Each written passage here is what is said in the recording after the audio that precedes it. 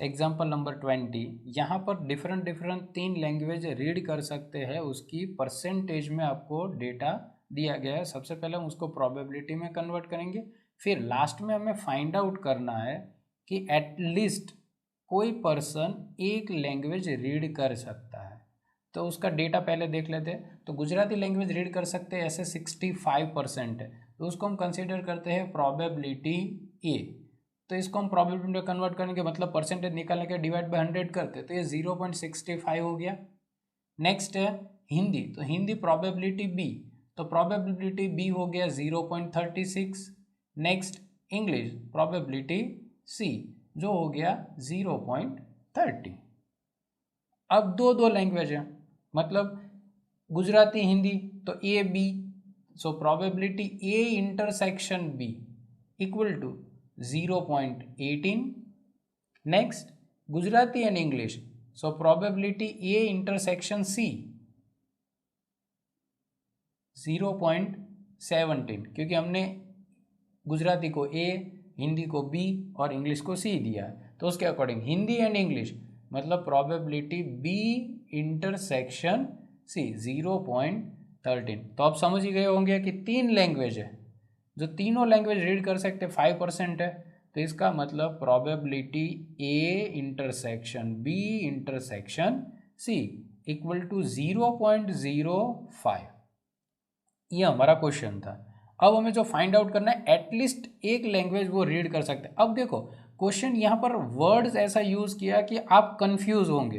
तो कंफ्यूजन कैसा होगा, सर यहाँ पर तो लिखा है कि एटलीस्ट एक लैंग्वेज, तो एक लैंग्वेज, लेकिन एटलीस्ट वर्ड यूज किया है, मतलब वो मिनिमम एक लैंग्वेज रीड कर सकता है, वो मैक्सिमम तीनों लैंग्वेज रीड कर सकता है। तो मिनिमम है और वो मिनिमम एक लैंग्वेज, तो मैक्सिमम तो सभी लैंग्वेज हो सकती है। तो हमें मिनिमम टू मैक्सिमम की प्रोबेबिलिटी फाइंड आउट करनी है। यदि ऐसा लिखा होता कि सिर्फ एक ही लैंग्वेज रीड कर सकता है, तो ये फॉर्मूला चेंज हो जाता। ठीक है, तो ये आपको एग्जाम में ध्यान रखना कि एटलीस्ट एक लैंग्वेज लिखा है या सिर्फ एक लैंग्वेज लिखा है। या तो फिर कई बार क्वेश्चन में चेंज होगा कि कोई एक लैंग्वेज का नाम देंगे कि वो गुजराती रीड कर सकता है, या वो हिंदी रीड कर सकता है, या वो इंग्लिश रीड कर सकता है। तो इस तरीके से क्वेश्चन में माइनर चेंजेस होने के बाद आपके फॉर्मूला चेंज हो जाते और क्वेश्चन में माइनर चेंज हो गया और आपको लगेगा कि प्रोबेबिलिटी का सम एग्जाम में डिफिकल्ट था। तो ये आपको साथ में समझ लेना है। तो इसके अंदर सब कुछ आ गया, तो अब समझ में आ जाएगा। सबसे पहले हमें फॉर्मूला लिखना है। अब ये आप सोचोगे कि सर ये 3 है, तो इसका फॉर्मूला तो कितना बड़ा होगा, लेकिन जो सिंपल अभी हमने प्रीवियस एग्जाम्पल में देखा कि प्रोबेबिलिटी ए यूनियन बी का फॉर्मूला क्या लिखते हो, तो वही टारगेट रखना है, बस इसमें आपको एक ऐड कर देना है। So probability A union B union C equal to, सबसे पहले probability A plus probability B plus probability सी।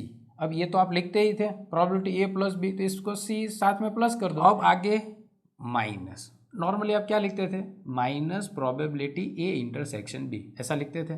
तो कोई बात नहीं, पहले जो पता है वो तो लिख दो, ए इंटरसेक्शन बी। अब यहाँ पर 3 बार है तो आपको भी पता है minus A intersection B probability B intersection C minus probability, अब देखो ए इंटरसेक्शन बी आ गया, बी इंटरसेक्शन सी आ गया, तो कौन बाकी रहेगा, ए इंटरसेक्शन सी। और नहीं पता तो आप यहाँ पर देख लीजिए कि ये तीनों माइनस होंगे, तो तीनों में से कौन बाकी रह गया वो यहाँ पर देखकर लिख सकते हैं। यहाँ तक हमने लिख दिया। अब आगे लास्ट में जो तीनों वाला बाकी है तो उसको हमें प्लस कर देना है, probability A intersection B intersection C, इस वैल्यू को हम प्लस करेंगे। अब वैल्यू रखते हैं, probability A 0.65 plus probability B 0.36 plus probability C 0.30 minus probability A intersection B 0.18 minus probability B intersection सी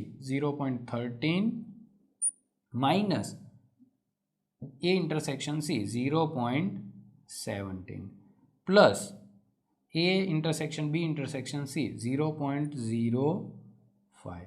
अब इसका हमें कैलकुलेशन करना है, तो सबसे पहले 0.65 प्लस 0.36 प्लस 0.30 प्लस 0.05, तो सभी जो प्लस वाला है उसको पहले ऐड कर दो, फिर उसमें से 1/1 माइनस, -0.18 -0.13 -0.17। तो इसका कैलकुलेशन करने के बाद आपको आंसर मिलेगा 0.88 और ये आपका आंसर है।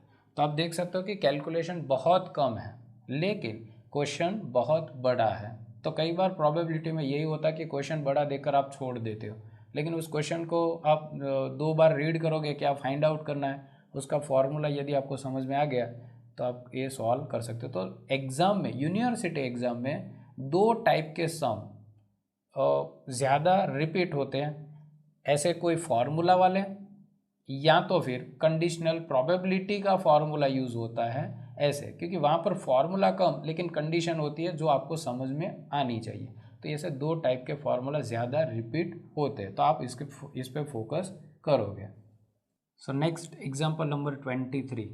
अब यहाँ पर एग्जाम्पल नंबर 23 में अभी मैंने आपको समझाया था प्रीवियस एग्जाम्पल में कि कंडीशनल प्रोबेबिलिटी, तो इस एग्जाम्पल में कंडीशनल प्रोबेबिलिटी तो कैसे क्वेश्चन होता है, पहले क्वेश्चन को समझना है।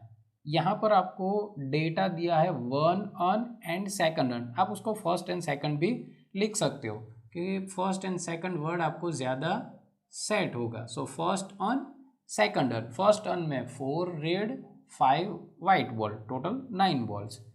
सेकंड ऑन में 6 red and 3 white ball, total 9 ball. तो अब यहाँ पर क्वेश्चन क्या है कि प्रोबेबिलिटी हमें फाइंड आउट करना है कि रेड बॉल की प्रोबेबिलिटी, और रैंडमली हमें 2 बॉल सिलेक्ट करने हैं। तो वो दोनों जो बॉल्स है वो रैंडमली सिलेक्ट होते हैं और वो दोनों रेड होते हैं। अब रेड बॉल की प्रोबेबिलिटी फाइंड आउट करना है तो आपको लगेगा कि सर इसमें कंडीशन कहाँ पर आई, लेकिन कंडीशन अब कहाँ पर आएगी वो अब समझ में आएगा। यहाँ पर फर्स्ट ऑन दिया और सेकंड ऑन दिया है, तो आपको नहीं पता कि फर्स्ट ऑन में से होगा या सेकंड ऑन में से, तो हमें दोनों को टारगेट करना कि फर्स्ट ऑन में से भी हो सकता है और सेकंड ऑन में भी हो सकता है, और उसमें लास्ट में प्रोबेबिलिटी ऑफ रेड बॉल। तो स्टार्ट करते हैं 1 बाय 1, जो डेटा दिया उसको पहले प्रोबेबिलिटी में कंसीडर करते हैं। तो फर्स्ट ऑन और सेकंड ऑन टोटल कितने ऑन हुए, 2। तो इसका मतलब probability A probability B equal to, अब 2 ऑन है मतलब प्रोबेबिलिटी दोनों की सेम, 1/2 1/2। अब हमें जो प्रोबेबिलिटी फाइंड आउट करना है वो ये है, और जो रेड बॉल सिलेक्ट करना है उसकी प्रोबेबिलिटी हम पहले लिख देते हैं, प्रोबेबिलिटी ऑफ रेड बॉल, तो उसको नाम देते हैं प्रोबेबिलिटी डी। तो ये हमें फाइंड आउट करना है। तो ये फाइंड आउट करने के लिए प्रोबेबिलिटी दी, तो पहले हम देखेंगे कि ये प्रोबेबिलिटी डी फर्स्ट ऑन में से हो सकती है, फिर देखेंगे प्रोबेबिलिटी डी जो है वो सेकंड ऑन में। सो फर्स्ट है प्रोबेबिलिटी डी गिवन ए, इसको ऐसे रीड किया जाता है probability D given A, D divide by A read नहीं करना है और इसको क्रॉस में लिखा जाता है। सो डी गिवन ए, इसका मतलब कि जो रेड की प्रोबेबिलिटी है वो फर्स्ट ऑन में से हो सकती है। अब फर्स्ट ऑन में आप देखो कि रेड बॉल कितने हैं, 4, तो 4C2 multiply by 5C0 divide by total 9C2, तो इसको सॉल्व करना है। सो 4C2 4 multiply by 3 divide by 2, मतलब 4 मल्टीप्लाई बाई 3 और डिवाइड बाई 2 आप करोगे तो आपको आंसर मिलेगा 6 मल्टीप्लाई बाई, अब r की वैल्यू 0 है तो इसका मतलब क्या हुआ, आंसर 1। 9C2 9 मल्टीप्लाई बाई 8 और डिवाइड बाई 2, आपको आंसर मिलेगा 36। अब लास्ट में इसको फार्मूला में लिखना है तो इसको छोटी करने की ज़रूरत नहीं है, सिर्फ लिख देते हैं 6 divide by 36।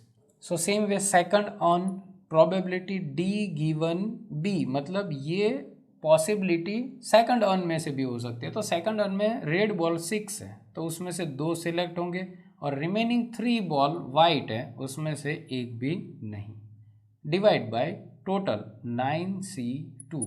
So again 6C2, तो 6 multiply by 5 divide by 2, so 15 multiply by, यहाँ पर r की वैल्यू 0 मतलब 1, सो 15 divide by again same 36, so 15 divide by 36।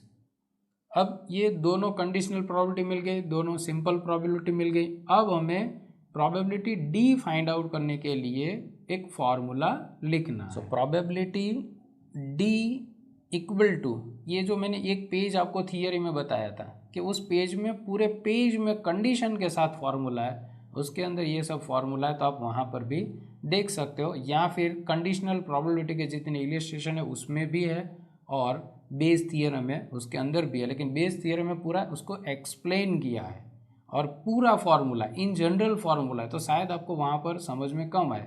तो आप पेज नंबर, जो एक पूरा पेज है जिसके अंदर कंडीशन के साथ फार्मूला है, तो वहाँ पर भी आप देख सकते हो, ये सब फार्मूला आपको मिल जाएंगे।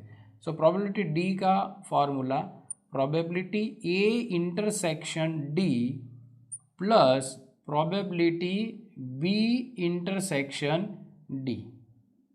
तो ये इंटरसेक्शन डी इसलिए लिखा क्योंकि रेड की प्रोबेबिलिटी चाहिए और इसको हमने नाम दिया है प्रोबेबिलिटी डी।